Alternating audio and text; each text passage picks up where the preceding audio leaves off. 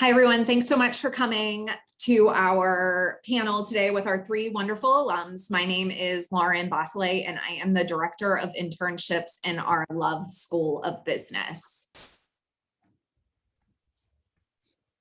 Good afternoon, everyone. I'm Robin Kazmarek, and I am the Director of Internships in the College of Arts and Sciences. So welcome and thank you to our panelists for joining us today. Hello, everyone. My name is Amber Moser. I am the Director of Internships in the School of Communications. We are excited to welcome you all to our panel. And so to kick us off, I'm actually going to introduce our three panelists, and then we will start with questions and have plenty of time for you all to chat with them and ask questions as we go along. So first, I want to introduce Morgan Bodenarian. She is from Charlotte, North Carolina, and a recent graduate of George Washington University Law School. During her time at Elon, Morgan double majored in political science and policy studies. Her internships here included working as an undergraduate law firm intern and a congressional intern. Currently, she manages the telecommunications and technology policy portfolio for Congressman G.K. Butterfield of North Carolina's 1st Congressional District. We also have Tyler Stanley with us, who graduated in 2020 with a BA in management. He had a concentration in business analytics and a minor in computer science. Tyler was very involved in his time here at Elon. He was captain of varsity baseball, a leader with Fellowship of Christian Athletes, a member of Hope Happens Here. He was also a mentor with Phoenix Leadership Academy, a member of Elon University's Black Men of Distinction, and a member of Sigma Iota Epsilon.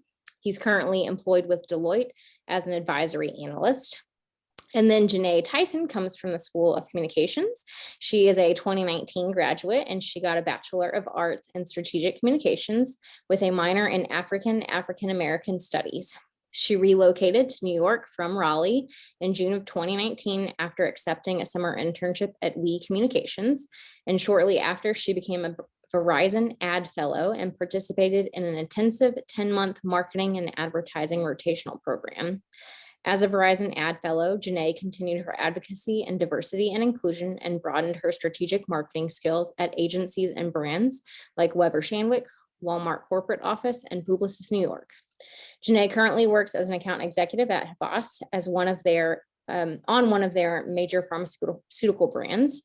And you can often find her thrifting, watching The Terrell Show on YouTube, trying new restaurants, and creating content across all social media platforms as just Janae with 4 Ys. Janae is a proud member of Delta Sigma Theta Sorority Incorporated and is an active alumna of her alma mater, where she currently serves as social action advisor of the Elon and New York City Alumni Board. So we are pleased to welcome our three panelists. We are excited to have them here today, and we are going to kick this off. Great, thank you, Amber. And again, thank you to all of our panelists. I'm going to kick it off with a very general question for all three of the panelists. But students, we really want this to be a great time for you to have some conversation, to ask questions. So please feel free to unmute yourself, ask a question, or if you would prefer to put something in the chat, then that is open and we're monitoring the chat room as well. So again, please, please, please, we want this to be a very valuable experience for you and more of a conversation than really a presentation. So I will kick it off by asking the panelists, if you can please tell us about your internship experience that you did while at Elon and sort of describe that for us so that we have a better idea of what you did. And in the order that you are appearing on my screen, we'll start with Tyler and then go to Janae and then go to Morgan. So Tyler, I'll pass it over to you. Thank you so much, Robin. Hello, everyone. Thank you for joining today. So during my junior year is when I spent my time during my internship, and I interned with MetLife in Cary, North Carolina. It was a 10-week internship. It was paid, which was nice. I was a business systems analyst where I served helping convert one of their customer service systems from being policy number based to based on their name. So it's a lot of like data conversion and using different parts of the business to make sure that process was an easy process. And while I was there, I was also able to obtain my certified Scrum Master certification, which means that I was able to lead like agile meetings. So agile meetings are just meetings that occur like every 2 weeks, and you're able to participate in what are called sprints, where you're able to, get a lot of things done in a short period of time and look back and see how everything went, and then continuously improve that process. So I really enjoyed being a part of MetLife's team. And the best part about their internship as well is the campus was unbelievable. If anybody's ever seen the movie The Intern, where they're like having like a Google campus, that's very similar to what MetLife's campus was. You had like a lake that you could work from. You had all these different cool rooms. You had like Xboxes in some rooms. It was just a really great experience, and I was really thankful for my time there. Thank you, Tyler. Janae, we'll pass it over to you.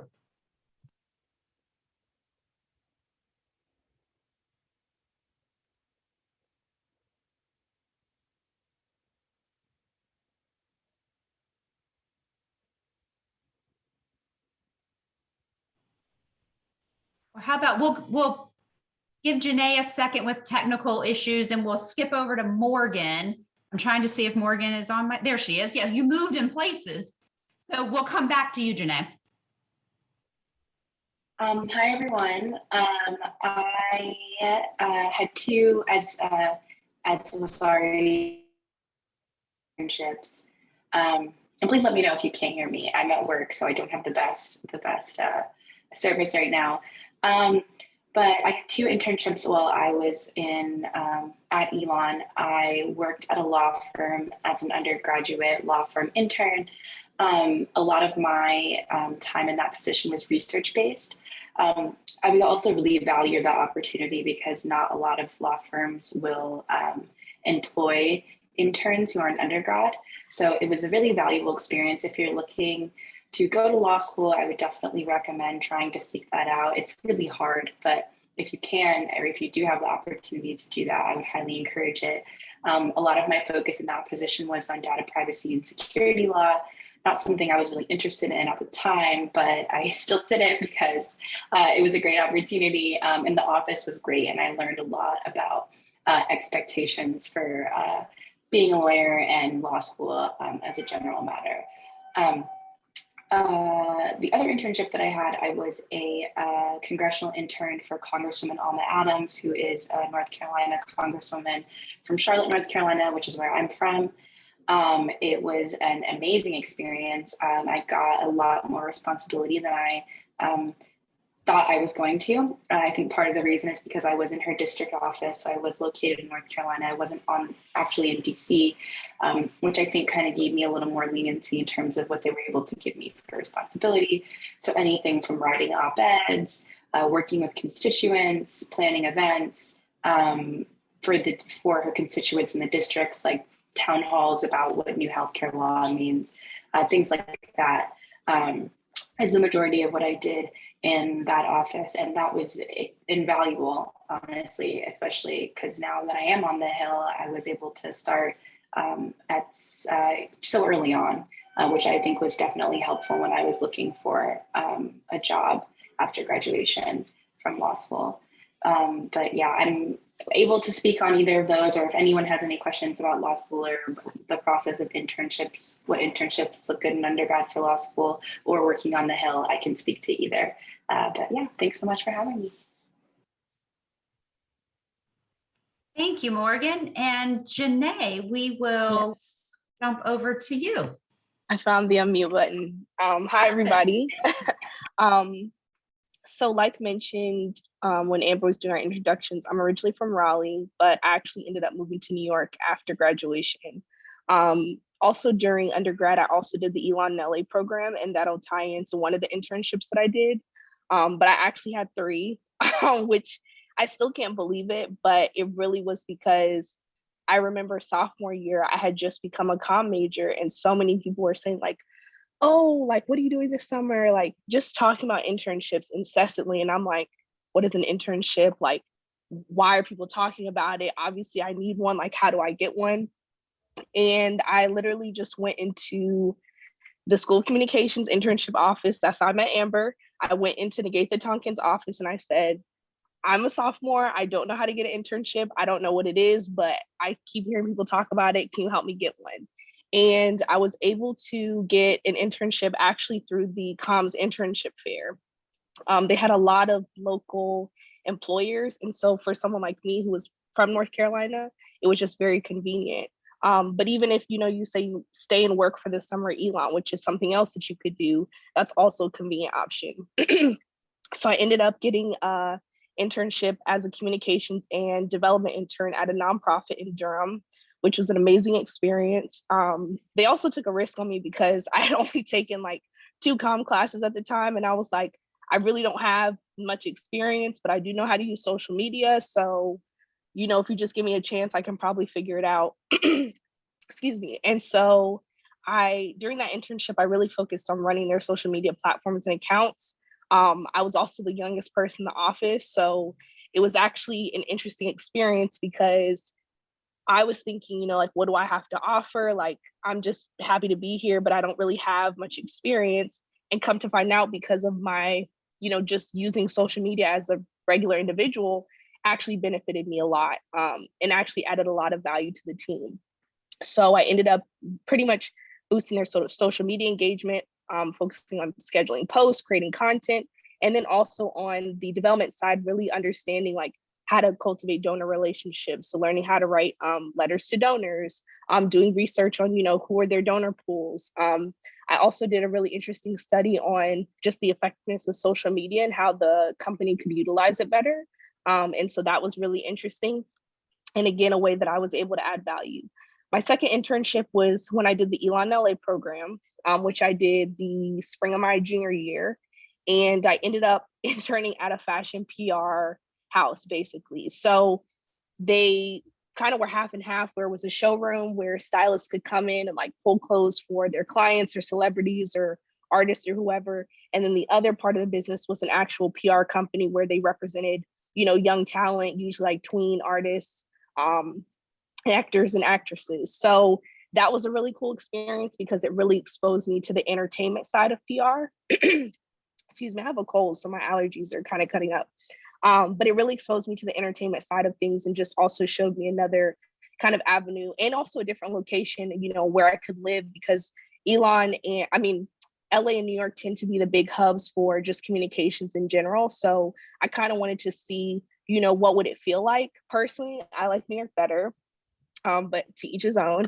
And then my last internship was actually at a hospital system in Charlotte. I worked for Atrium Health in their corporate communications office because I really wanted some more of that corporate experience. I also wanted to really focus on improving my writing. So that experience allowed me to do a lot of like writing press releases, internal communications plans. I got to do a lot of interviews and like field work. So that was really cool as far as like getting to work with their social media team. And that all really just helped prepare me, for some of the experiences. And even now that I'm working back in pharma, I kind of see how that experience was full circle. And I got to get some healthcare experience that has helped me now as I've transitioned into advertising. Thank you so much. That was very impressive and exciting. So I now want to go do an internship. So, well, we have got our first question from the student participants, and this is really open to any of our panelists. Tyler, it may be most aligned with your area, but what businesses would you recommend to try to apply that are related to business analytics, both domestic and abroad? So again, this is open to anybody, but thought Tyler may more closely align with your experience. Yeah, so I'll go ahead and start off with that. So with business analytics, what I've learned during my time at Elon and post-Elon is that there's so much data out there at this time in our lives that there's not many businesses that don't use business analytics. So really, if there's any industry that you're looking for, whether that be marketing, communications. Right now, I'm working on a federal project with, forensic analytics. So that's kind of looking at and helping out with investigations. There's anti-money laundering, who also uses analytics. And for example, for like the marketing aspect, if you look at a company who's using your data from like maybe social media to help target ads. That's one way the analytics can be used, or even like going to the grocery store, they can look at your shopping habits and then target ads that way. So I would say that just figure out what your interests are industry-wise, and then, you can leverage analytics in any of those fields at this point in time, both within the US and abroad. I think sometimes when you go abroad, you have a little stronger data privacy laws, which you might run into. But right now, I would say you still can leverage any of those analytic skills at any company and be able to be a valuable resource. But Janae or Morgan, if you have anything from your experiences. I just want to, one point that I did like that you said was the fact that you can work in very different industries with your degree. And that's something that I would say I wish we had learned more of how to use our degree in undergrad, just because even now there's so many things you can do with a different degree. Like you just said, you can do a lot of different projects with the degree that you have. You don't necessarily have to work in the dedicated field that is most traditional, I would also say. And another thing I wanted to also build on is, especially because you guys work in business, which can also bleed over to marketing, I think, like Tyler said, a lot of that is very transferable across, I would say, at least our two fields, because again, you could be a business analyst and work in a communications firm doing like data analytics. You could also work in advertising and, work on, if you're interested in data and like in analyzing it, you could be a strategist and work for a brand, helping to, figure out like how to boost their engagement on posts or social content. So I would just say, try to explore different pathways and careers, or even just look up like who has a similar job as you or had a similar degree, because there's so much more than I think a lot of what we feel like we're limited to. So just don't feel limited, I guess, is my point to add to that. And then an example of that as well is like, if you think of tracking the COVID deaths and COVID cases as well, like all of that was analytic stuff that was being taken in and turned into dashboards and things like that. That's not something when you go into the business analytics track that you think of like, oh, I'll be creating dashboards to track, a disease or something like that. But that's a way that you can leverage if you know how to, use those software skills such as Tableau, Power BI, any of those dashboard creation tools. And I think that can be, very valuable. Like she said, if you go into a company, you can use those skills. Great questions, y'all. So thank you for everyone who's putting things into the chat. We're going to try and get to all of these as quickly as we can. But if for some reason we don't get to your question before the end of the program tonight, know that we will continue to work with you and help get those answers. So please keep those coming. So another really good question that's come in is, how dependent should students be on connection sites such as LinkedIn versus going in person to inquire about potential opportunities? Again, that's a great one for any of our panelists. I can go ahead and answer that one, because connections were, I guess not even connections, but networking was imperative for me in undergrad, and also when I got to law school. I relied on my Elon connections, my GW connections, my Elon connections, even well after I had left Elon. So I would say those are really important too. I would say personally, I think both of those are equally important. I think face-to-face is always great. I spent a lot of time trying to meet with people on the Hill who worked or went to Elon, or people who went to law school when I was still at Elon. And then the other half of that was sending cold messages on LinkedIn. And 9 times out of 10, Elon alumni always responded to me. And they always agreed to me, and they always agreed to connect me to someone to get me where I needed to be if they couldn't do it. So I think both of those are equally important. If you can't go see someone, or if someone is too far, or if you're not comfortable going in person, I personally have had a lot of success messaging alumni from Elon who are willing to, for the most part, drop anything and help other Elon alumni out. But I also agree that in person is important as well. But obviously, during this time, not everyone is really comfortable with that and that sort of thing. So I definitely wouldn't knock LinkedIn opportunities. Also, LinkedIn has features that can help you filter people who went to Elon and what they did, and if it's similar to what you did. So I would definitely rely on that as a resource as well. And just to add one thing, LinkedIn is an incredible resource. LinkedIn is an incredible resource. I've had and still have recruiters that reach out to me on a daily basis, specifically from LinkedIn. How I got my most recent job was literally from a recruiter on LinkedIn. So I always encourage, and this is something that the School of Comm office taught me, is always keep your socials up to date. So I would highly recommend keep your LinkedIn up to date. I'm telling you, it's literally a digital resume, and they use it. So if you're looking for opportunities, if you're not on there, you're putting yourself at a disadvantage, essentially. And like Morgan said, because of COVID, even going in person is just not really realistic, in my opinion. Like pre-COVID and post-COVID, unless you're in a city where you can kind of go in and network or you have a connection, even just showing up to an office isn't even realistic at this point. So I would say keep your socials up to date, and reach out to people that way, because sometimes it's a quicker way for them to get back to you than if you were to show up and then end up waiting to talk to whoever.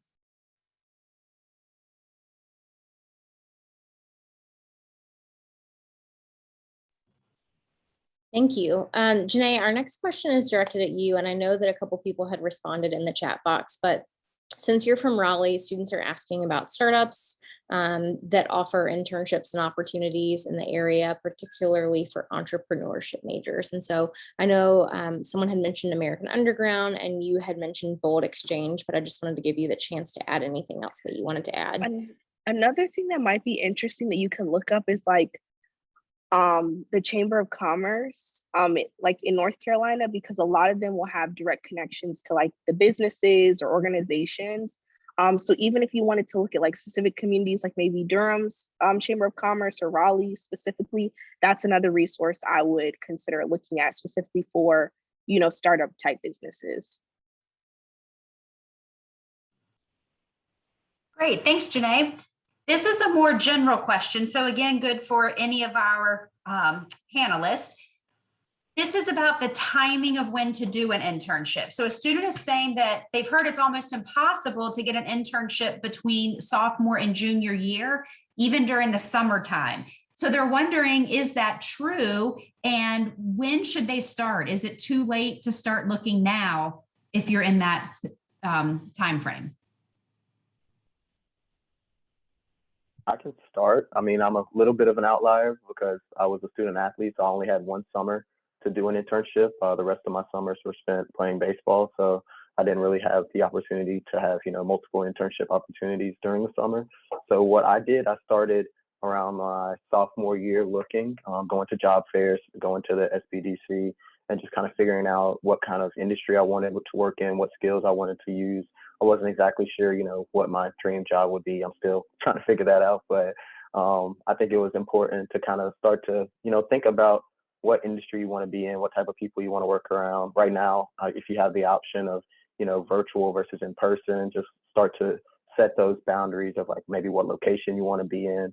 And then once you figure that out, then you can start to narrow down that process and narrow down your searches. So if you are searching on LinkedIn or searching on Google, like you can come to the table with, okay, this is what I have in mind. These are the type of people I want to work around. This is the type of industry I want to be in. But I would say it's never, you know, too early or too late to start. I wish I would have started earlier. Now that I know, you know, how many opportunities that are out there. But like I said, I enjoyed my time at MetLife. But I think that, you know, if you start early, you kind of have the advantage of looking at different companies and getting a company that matches your interests. Great, thank you, Tyler. Another really good question. This is for any of our panelists, and as a career advisor, this excites us to see this coming in.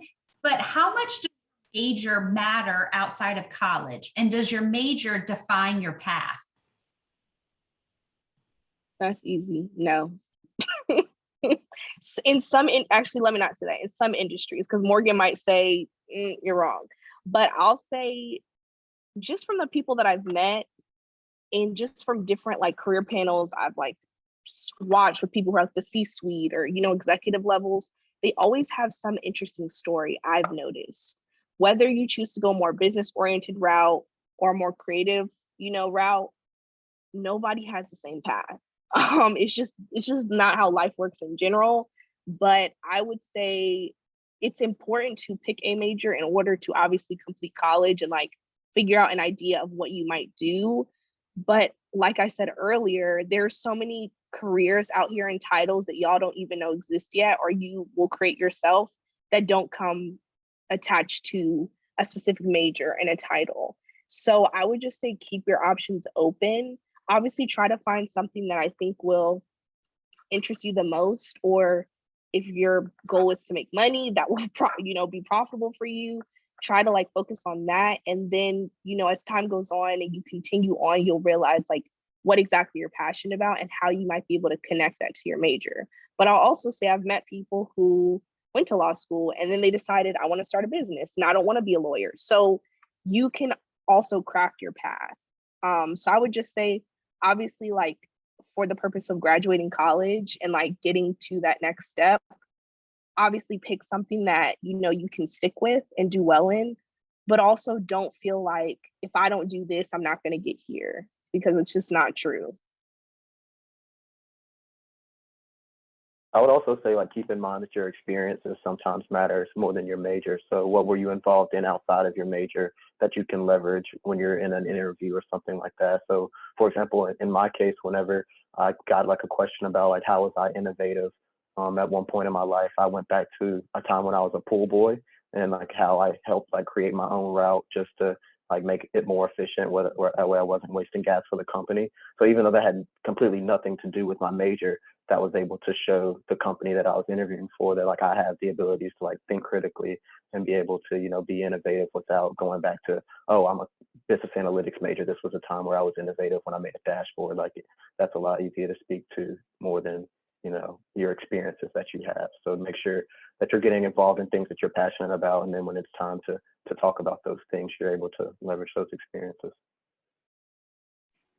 Yeah, and I wanna like reinforce that last thing that you said, Tyler, because in my application process for law school and then going to work, people were very interested in my Elon experiences.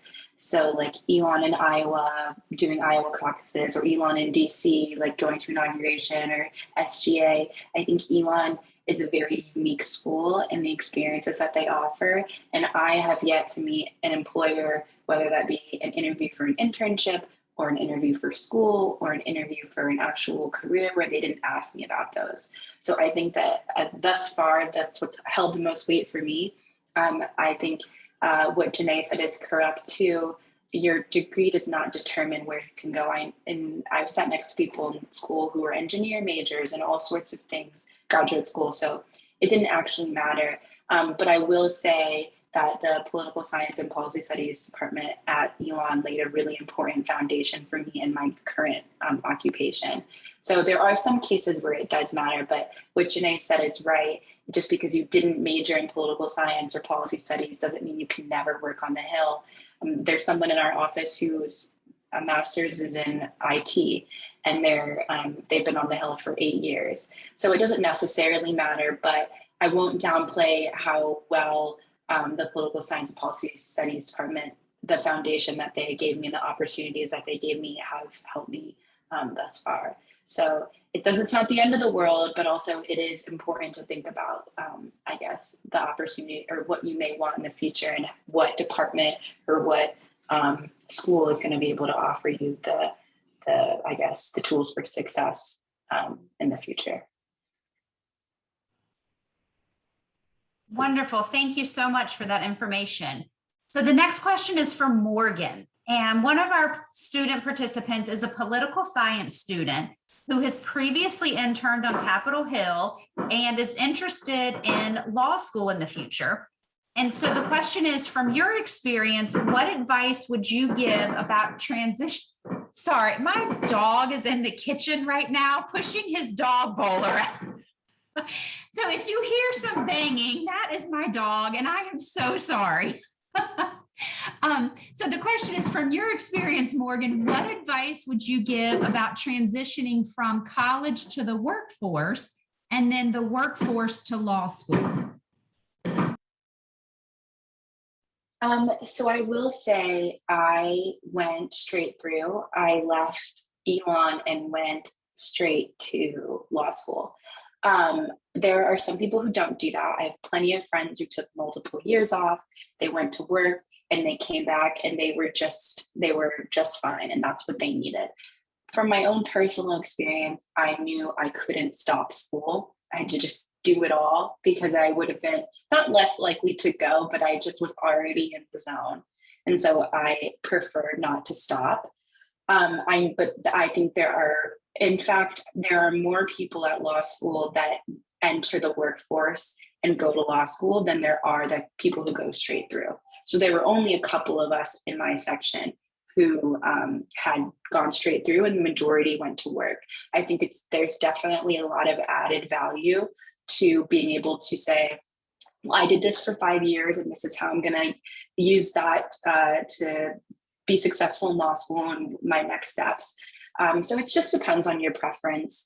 I wouldn't have done it any differently, I will say, going straight through. I think I personally wanted to have more time for where I wanted my career to go. So I knew what I wanted to do with my career was going to require a law degree. So I didn't see any need to enter the workforce without it. But there are plenty of people who do it. And in fact, the majority do. So whatever you want to do will be fine. You said from workforce to school, and then I think you said from school to the workforce. Leaving school after being in school my entire life was definitely a really hard transition for being in school for so long. But it was, so far, I think I'm adjusting pretty well. Like I said, I wouldn't have changed the path. And I am really happy. I think another positive is I'm really happy with the office that I'm in, which I think is definitely great. But I think just going back to talking about, I know I sound like a propaganda machine, but I really love the Elon Political Science and Policy Department. And I think that they were just going straight through, coming from that school, I think was extremely helpful for me and still is. So, yeah. I'm going to actually follow that question up with a question for Janae about going from, do you think it's more important as a communication student to go straight into graduate school, get some work experience? Will you talk a little bit about that from your perspective as well? Yeah, I also have friends who've done it differently. So I have some friends who went straight to graduate programs, whether it was something in marketing, whether it was something in, the creative field, like graphic design or something like that. And then there are also folks like me who did an internship, and then folks who did a fellowship. And then I have friends who also went straight into a, 9-to-5 position at some communications agency. So this answer will come depending on who you speak with and kind of what, like Morgan said, like what you want to do specifically. For myself personally, I knew that I needed agency experience in order to at least get my foot into the door to some of the major agencies and companies. I'll just say, at least for communications, part of me does feel like how you build your resume and how you kind of get ahead faster is having some of those bigger companies and firms on your resume. But from my experience, most of my internships that I had in undergrad were small or local or mid-size. So one of my goals was that when I graduated, I was going to land at a big agency because I wanted that on my resume. I have considered grad school, and I've talked to a lot of different people about what's the right way to do it. Most people I've talked to, especially older professionals or those who are in more mid-level senior roles, encourage me to get work experience first, and encourage me to go the agency route. Just because the level of work experience, the intense work experience you're going to get, the variety of clients you might end up working on is going to benefit you in a way that going to get your graduate degree right after might not necessarily benefit you depending on what your track is. So for communication specifically, I don't know if this person, if you can tell me like if you're creative or if you're going to be an account person, that will help me give you a more specific answer.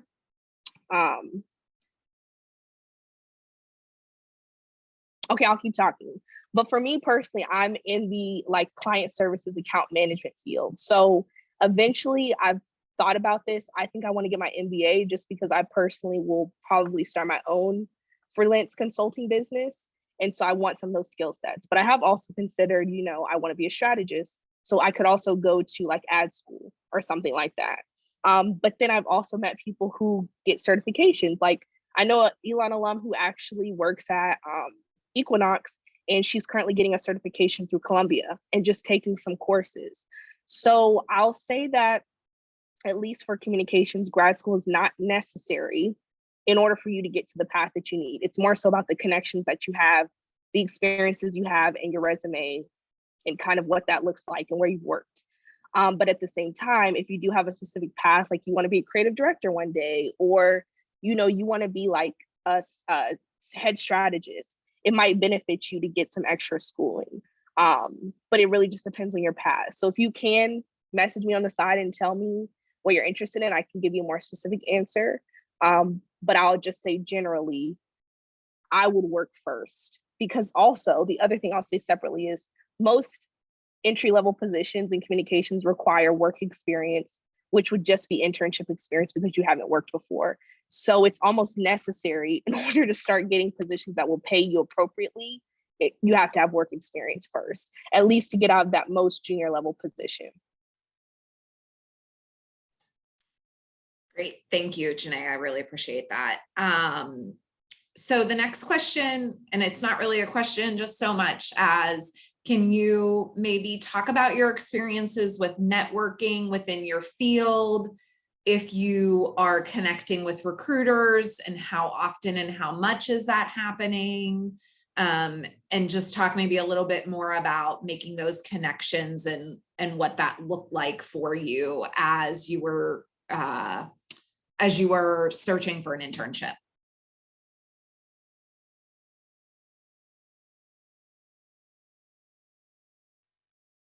I would say I guess the most networking in my experience for an internship came like throughout the Elon job fair, just going to that, meeting people, and then following up with them. But then I would also say using the circles that I was already in, whether that be Fellowship of Christian Athletes or my baseball team, anything where people had already been there, I would try to reach out to them and be like, hey, like, what was your internship experience? Like, where did you intern at? And then like, how did you get that internship? Just asking like simple questions like that was really helpful for me. And then, I mean, even leveraging the Elon alumni network, once I began working at Deloitte, that's one of the things that I did. I just like searched all the people that worked at Deloitte that went to Elon University, and I sent them like a meeting invite to kind of get to know more about the company and things of that sort. So I think it's important to just use the networks that you're already in, that you don't really realize that you're in sometimes, whether that be your classes or your extracurriculars, and then go from there on the information that they give you, if there's something that they did that you were interested in.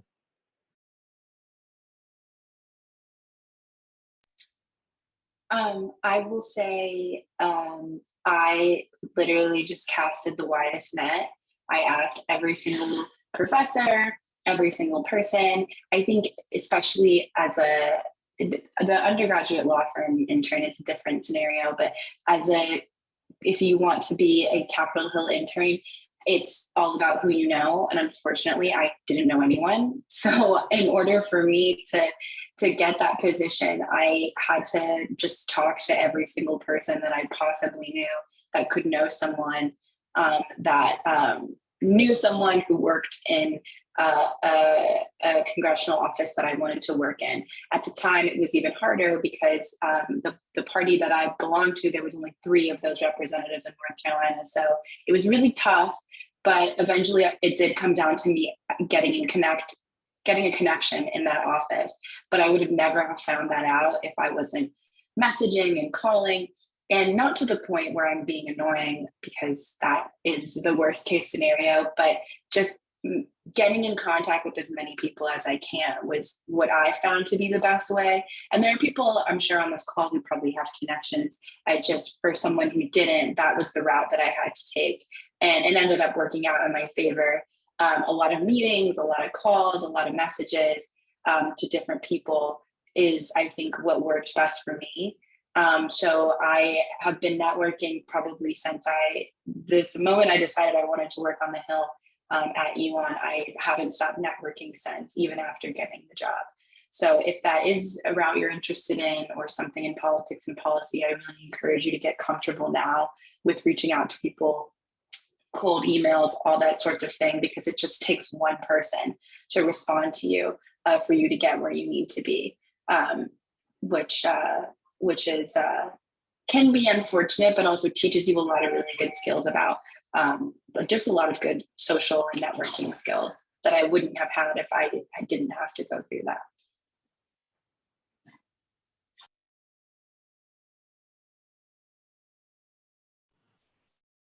Great. So we've got another good question that's come in. And again, this is for any of our panelists. What do you see as the top 2 features or components of a resume that are deemed most important in the eyes of the interviewer? And also, are these 2 features valued the most important throughout all and any resumes? I'll say obviously work experience, but people also don't necessarily have internships. You can kind of finesse it by making it, I think I've seen people title it like leadership or something like that. So you can kind of determine like what headers you have on your resume based on what experiences you actually have. But I feel like the ones that I get the most questions about were usually work experience or any, and then when I had, was closer to undergrad, like just graduating, I would say they were interested in leadership positions. And like Morgan was saying earlier, your Elon experiences.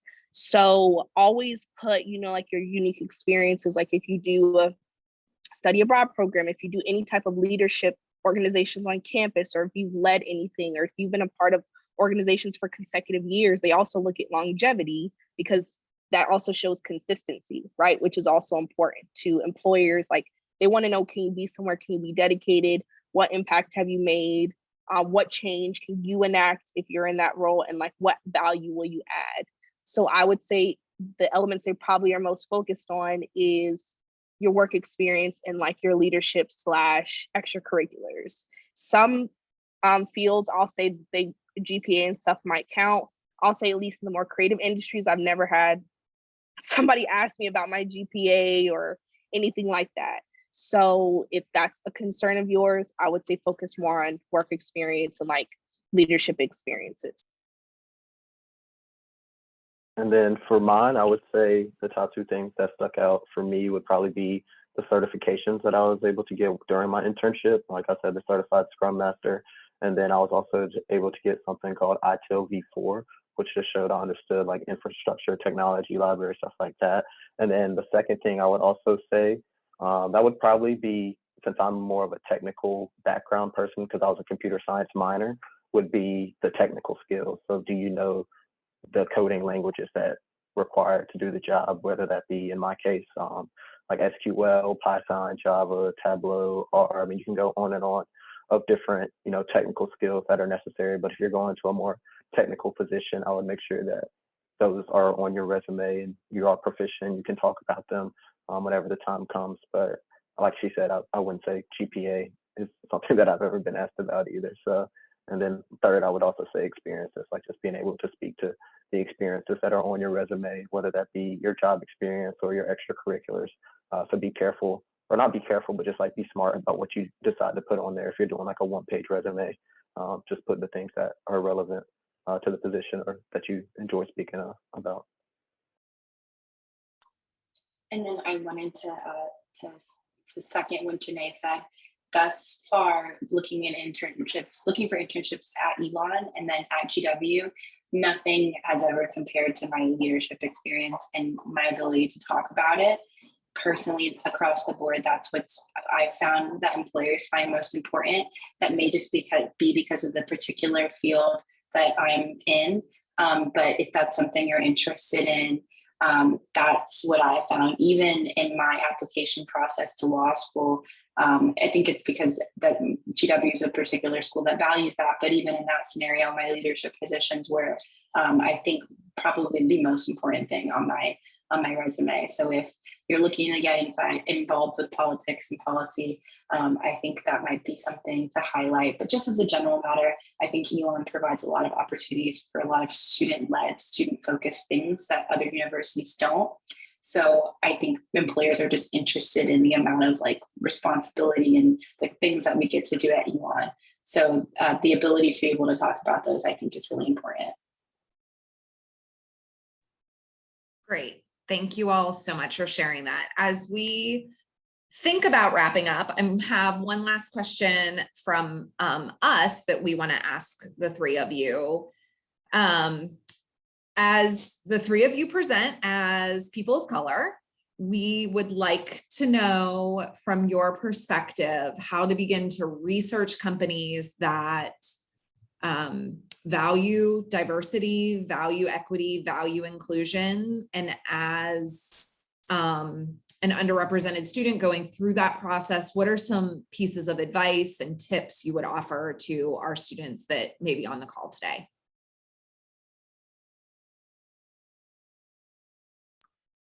I'll go first. And I'll actually offer two pieces of advice. I'll offer advice to the students of color and also the allies, because I think part of me answering this question is dependent on the allies.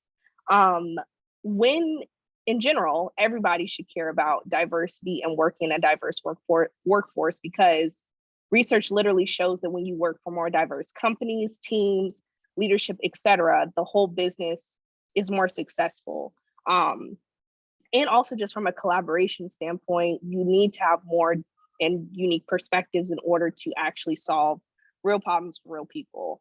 Thirdly, if you really think about the way the world is shifting, the world is only going to become more increasingly diverse. So you need to know how to be a person who's ahead of the times and a part of, that change and that positive culture, rather than someone who's stuck in whatever old mindsets and ways. I would say, as far as how I've kind of gone about it, I mean, when I was younger, I definitely think I was more apprehensive to kind of like ask those more tough questions.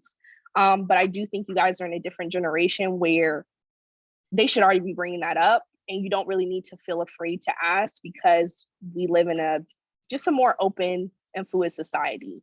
But what a lot of things that I did, I would say, is do some research on the company. A lot of companies now have like their DEI policies and like structures out, or if you go to their website, they have like their commitment to diversity or whatever their statement is. And so that can also give you some insight as far as research. I would also check out like companies' social media accounts, because a lot of them and brands will like post different things, or if there's like specific months dedicated to underrepresented groups, that can also give you a feel on, do they speak to those things? Do they care about it? Do they create a space for it? And then the third part, which is obviously going to take the most initiative on your end, is asking those questions during the interview process with the recruiter. And what I typically like to do is ask, what employee resource groups or ERGs, different companies call it different things, but an employee resource group is essentially usually support groups for underrepresented groups. But I've seen diverse ones as well, like ones for Gen Z, ones for, older employees, ones for parents, those who might identify as LGBTQIA+, etc. So I would ask them specifically, do you all have ERGs within your company? And what support do you provide for underrepresented groups, essentially, just flat out? If the HR person can't tell you, then you should already be concerned, because that is their job as HR, is to know, how can I support my employees and what resources are there for them? So that's just one question I asked flat out. I also asked them, like, how would they describe the company culture? Because there are certain words that should not alarm you, but there's certain things that I feel like are old terms, like cultural fit. What's a cultural fit? I mean, we just live in a very diverse culture and society that there's not really a box anymore. So really asking them as well, like, what questions would you use to describe your company's culture, and like, how do people collaborate? Because that can give you a lot of insight into how they view the company, how they view their relationships, and also working with others. And then the last thing, if you really are able to like actually get there, I would just say observe your environment. Like, observe your teams, notice the diversity lacking or that they do have. Look at leadership. Is it only white women? Is it only white men? Those are the questions that you should be asking, because if you think about it, if you're at a company, as you move up, if you're still not seeing anybody at the top, it won't necessarily matter, with that progress if you're not seeing diversity across the board. So I feel like it's some research on your end. It's asking specific questions during the interview or,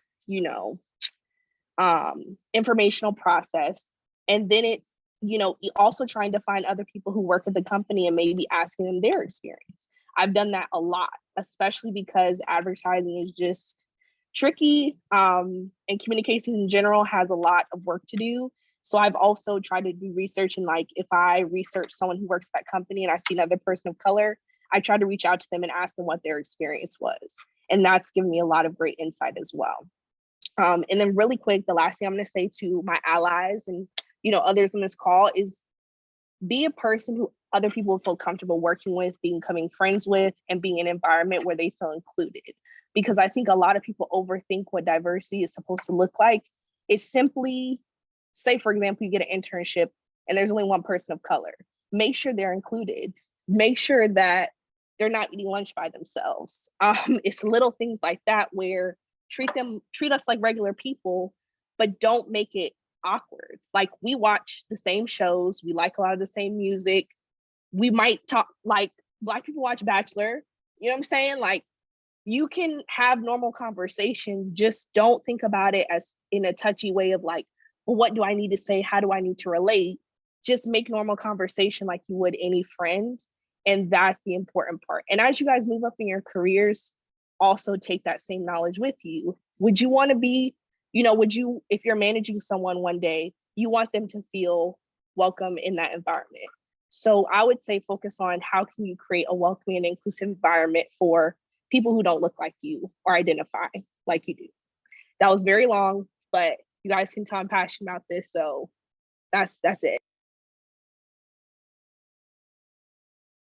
And then to follow that up, I won't be anywhere as long because she hit everything that I would ever want to say, could say.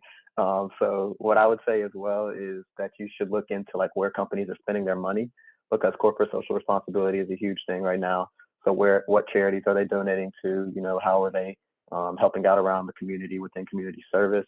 What does their board look like a lot of the times? Right now, I know we're not in a period where leadership has changed to the point where you're going to see like a very diverse board for some, like especially big corporate companies, but what does their board look like? One thing that I know the company that I work for just released is what's called a transparency report.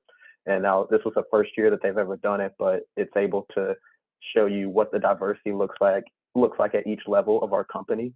So like you have the analyst level, and then you have, your managers, your senior managers, and then you have like up to your partners, principals, and managing directors. And as you can see, if you looked at the report, it gets less diverse as the company, goes up. So you have to figure out like, why is that? Like why don't people feel that they should stay at the company long enough to become a leader at that position?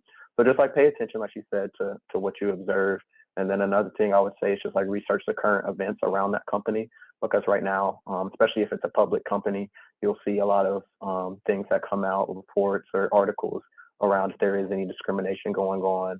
And then the most important thing is talk to the people that are interviewing you about what their experiences are like, because it's easy for a company to post their values. It's easy for a company to say that we do this and post something on social media, but nothing's going to speak louder than the people that are actually working there and how their experiences are. And you should be able to hold them accountable to what they say they do. And then lastly, I'll say, working on the Hill as a staffer and as an intern, diversity numbers are pretty abysmal just across the board. The Congressional Black Associates, which is a group of Black congressional staffers, actually published a letter in the New York Times just this week with the numbers of diversity and just calls for change about what needs to be done on the Hill for us to be diverse, just as a general matter, which is unfortunate. But I think the way kind of around that is to pick an office that shares values or I guess, values that you that align with your own, I think is the best way to feel most comfortable, because it is true. I do walk these halls and they're not very diverse, but I come into my office and there's diversity of thought, diversity of people, all kinds of people. So I was very lucky in that, but not everyone is. So the Hill is a tricky place to navigate right now. The numbers are definitely better than what they were when I was an intern, but they're not good. So that is a tough thing to consider. But I mean, the way around that is for us to keep, I guess, pushing each other up here, making sure that we all have the connections, and all of the networking that I did with people that that got me where I am were people who were just of all diverse backgrounds. So it's just about getting more of us here, I think, and creating an environment where we're welcome, but then making sure more of us get here. So the Hill is definitely not the best place for diversity of thought and diversity of people, but it's definitely something that people are finally paying attention to, and that we're working on. And all it takes is just someone, I guess, like you to be there for you, which is really the kind of environment we're trying to provide, and that they were trying to provide in getting me here. So if you have any questions about that or concerns, if you're interested in working on the Hill, definitely reach out to me. And I can put you in touch with someone talking about the work that they're doing, or I can talk to you about just my personal experiences here. And then something else to keep in mind that I just thought of, make sure that you don't see diversity as just like diversity of skin tones or something like that. Like there's diversity of backgrounds, there's diversity of sexual orientation, you know, there's a lot of different types of diversity. So when you're thinking of diversity in your head, when you're talking to a company, don't just like put it at surface level, like how many Black people, how many white people, how many Asians, like think of diversity of backgrounds as well. Right, disability and age and all of those things that are what you would consider like protected statuses. Okay, all, I want to be respectful. We want to be respectful of time. We cannot thank you all enough for participating in this program. To Tyler and Morgan and Janae, thank you. Thank you for the thoughtful, thorough, and insightful advice and wisdom that you have shared with our students. And to all of our students, thank you for joining. I know Janae put in the chat box that if you are interested in connecting with her on LinkedIn, please do so. If you would like her email address, you're welcome to message her privately. Tyler has shared his email address and welcomed everyone to chat or connect with him on LinkedIn as well. And I'll let Morgan add her contact information if she would. Thank you all again. We are recording this, so if you would like a recording, I believe we are going to try to make it available to some students that weren't able to attend, but we really appreciate your time and your energy. This has made our day. I think I can speak for Lauren and Robin when I say that we are very thrilled with how this turned out. So thank you all again. I hope that you have a wonderful evening and a wonderful week. Thank you, everybody. Thank you for joining, everybody. Thank you so much. Thank you.